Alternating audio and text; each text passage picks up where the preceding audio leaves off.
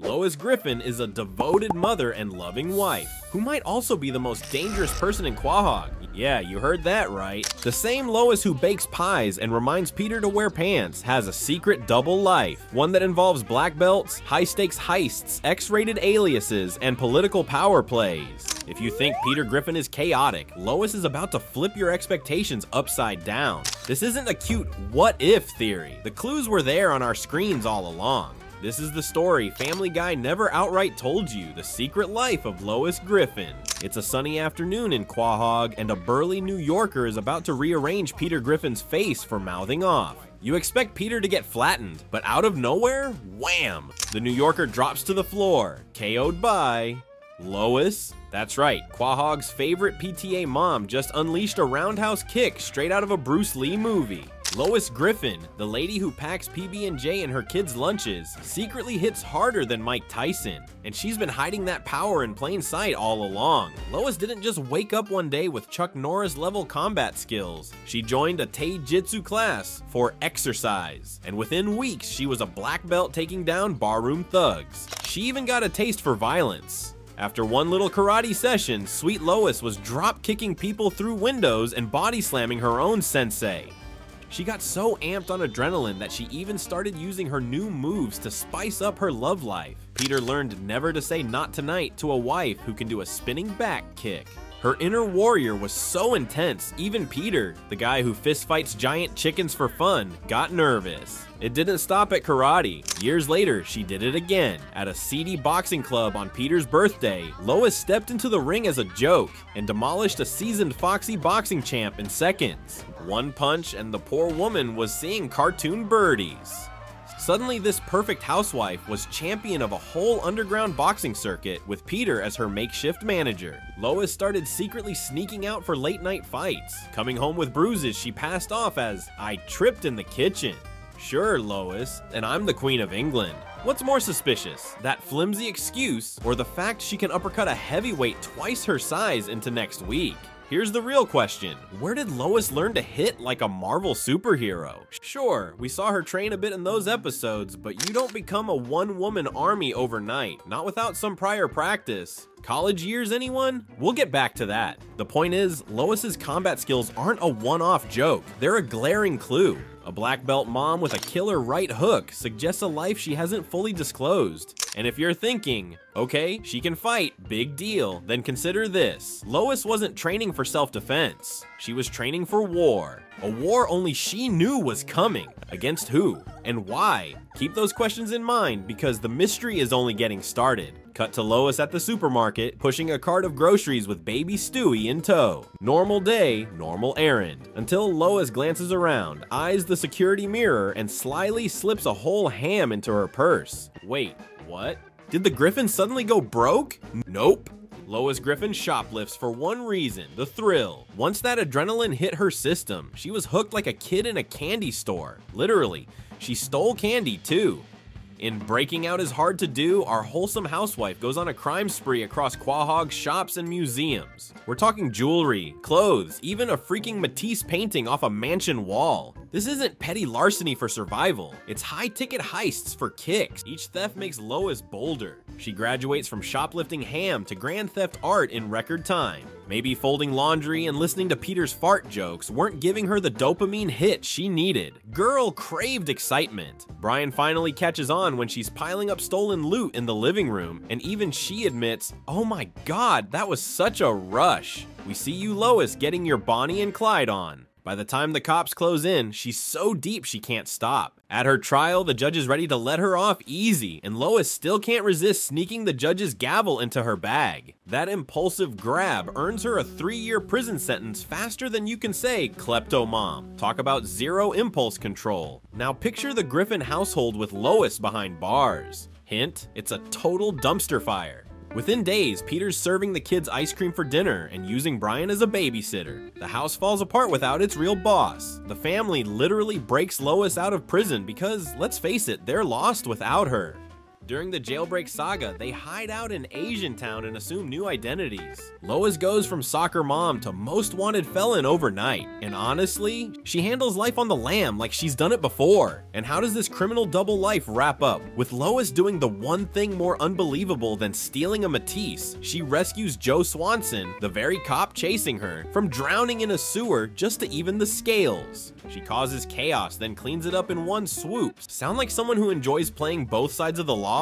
Exactly. So ask yourself, why would a wealthy woman with a loving family and a credit card from daddy's bank risk it all for cheap thrills? Unless the thrills weren't cheap, unless Lois was honing a skill set, lockpicking, getaway driving, casing targets. These are not your typical housewife hobbies. This was training disguised as midlife fun, and it paid off in more ways than one. Lois walked away from her crime spree with a clean record, thanks to some quick heroics, and a taste for operating outside the law, which brings us to her next secret side hustle, the one she really hoped would stay buried in her past. Imagine flipping on Channel 5 and seeing a breaking news bulletin, beloved local mom exposed as former porn star. You'd spit out your drink, right? Quahog sure did. When news anchor Joyce Kinney publicly outed Lois's college porno past, jaws hit the floor across town. But here's the kicker, Lois wasn't even that ashamed. In fact, she kind of owned it. Why? Because that little skin flick saved her butt when she needed it most. Let's rewind. Back in college, Lois's rich father cut her off. Apparently dating a goofy Rhode Islander named Peter was a no-no for the Pewterschmidts. Rather than run home crying, Lois rebelled in the most extra way possible by starring in an adult film. Yes, young Lois Pewterschmidt took a stage name and filmed a porno titled Quest for Fur. I'll let you imagine the plot on that one. The upfront paycheck from that one wild endeavor paid her tuition and then some. That's right, no student loans for Mrs. Griffin. She literally worked her way through college, one cringe-inducing scene at a time. Fast forward a couple decades, Lois kept this X-rated chapter of her life under lock and key. Peter had no clue his prim and proper wife once had a literal stage name and top billing in a dirty movie. The secret stayed hidden until Lois herself, perhaps after one too many martinis, confessed it to her pal Joyce. And Joyce, being the trustworthy soul she is, immediately blasted it on live TV as Quahog's Scandal of the Year. The town was scandalized. Church ladies practically clutched their pearls into dust. Even Meg and Chris got tormented at school. Your mom's a porn star? Dude, can she sign my DVD? You can imagine the hellish teasing. The Griffin family's reputation was on life support. Did Lois crumble under the shame? Nope. She marched straight into church that Sunday, faced the scowling congregation, and showed them the video to prove a point. Absolute power move, by the way. The result? In a twist no one saw coming, the God-fearing folks of Quahog gave her a standing ovation for her performance. The pastor literally welcomed the Griffins back, basically saying, "Nice job, Lois." Moral of the story, if you're good at something, even your church might give you a pass. Now, you might think, alright, so Lois had a wild youth. What does that have to do with a double life now? 2 words, residual checks. Think about it. That film has been circulating for years. Who's to say Lois isn't still getting a nice little royalty envelope every quarter? Okay, maybe that's a stretch, or maybe it isn't. We do know money from her adult escapade kept her afloat when she was cut off. Who's to say some of that bankroll didn't help kickstart the Griffin family finances too? Did you really think Peter's toy factory job paid for that big suburban house? Cough, Quest for Fur down payment, cough. And here's the bigger point, Lois is not afraid to leverage her assets when necessary. Case in point, when the Griffins hit a major money crunch years later, Lois quietly picked up work as a phone sex operator to make ends meet. Under an alias, she spent her nights whispering sweet and highly explicit nothings to strangers for cash, and even unknowingly seduced Peter over the phone. That made for one awkward revelation at home.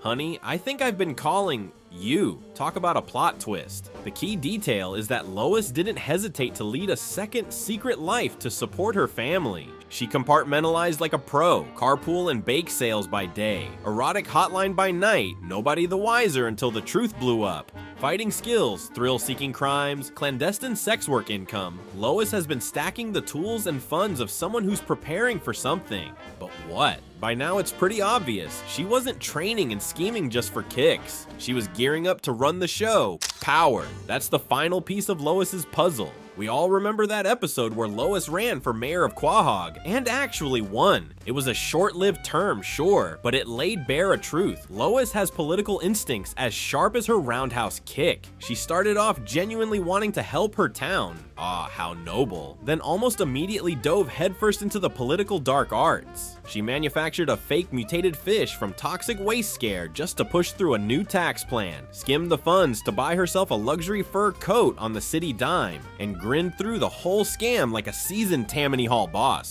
Lois went full corrupt politician in a matter of days, and frankly, she was good at it. When word got out about her little rainy day fund shenanigans, she stepped down as mayor without so much as a slap on the wrist. No jail time, no public humiliation. She wriggled out of City Hall and back to her house slippers like nothing happened. Tell me that isn't suspiciously smooth. But Lois's influence game doesn't end with that brief mayoral stint. Think about it, she's married to the most chaos-prone man in Rhode Island, and yet somehow Quahog still stands. Every time Peter blows something up or crashes a car through the wall, the town bounces back as if guided by an invisible hand. Coincidence? Or a behind-the-scenes Lois pulling strings to quietly repair the damage and reinstate status quo? When Peter crowned himself king of a made-up country, Pretoria, anyone? Who do you think was on the phone with the State Department smoothing over that international incident? My money's on Lois, working her connections in the shadows while Peter waved around his fake flag. When Carter Pewterschmidt, Lois's own father, schemed something nefarious, from shady business deals to trying to bulldoze the drunken clam, Lois often plays double agent, appeasing her dad to his face while covertly helping Peter's side win. She's a diplomat one minute, a saboteur the next, whatever the situation calls for. She's even entrenched in the community's power circles in ways most people overlook. Need the school principal to cancel an exam? Lois's bridge club includes his wife. Zoning law needs an exception for Peter's latest scheme. Lois has Mayor West on speed dial. The man literally handed her a trophy at a public ceremony. They're chummy. Hell, she befriended a news anchor until that went south, and you better believe she's got the chief of police's cell number from all the times Joe swings by for dinner. Lois collects favors and connections like trading cards, all while looking like an innocent bystander. Even the PTA isn't safe from her scheming. Those bake sales and school fundraisers. Ideal turf for networking and deal making. Picture a school bake sale where Lois's brownies are legendary, not just because they're delicious, but because Councilman Johnson knows if he wants a second one, he'd better vote her way on that new zoning issue. Far-fetched? Maybe. But we've seen her weaponize a bake sale before. In the episode she met Joyce Kinney, Lois was literally using baked goods to integrate herself into the social pipeline. She understands that power often begins with popularity. And a plate of cookies.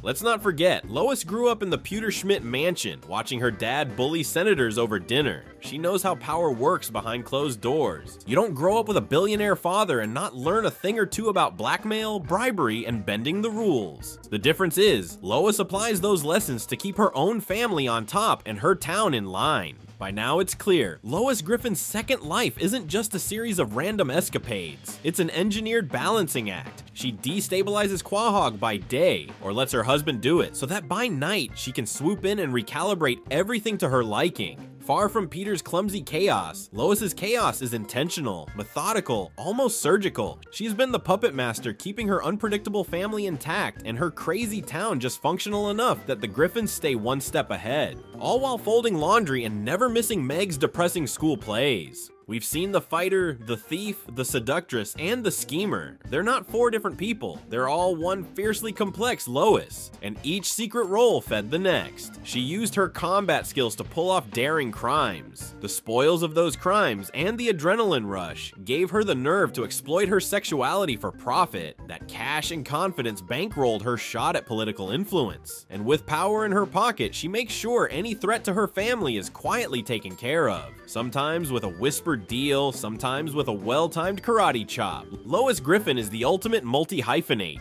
PTA president, Black Ops vigilante, underworld financier, and shadow mayor, all in one. You could call her Quahog's secret guardian or its secret tyrant. In truth, she's a bit of both. The benevolent ruler and ruthless enforcer of her own Griffin kingdom.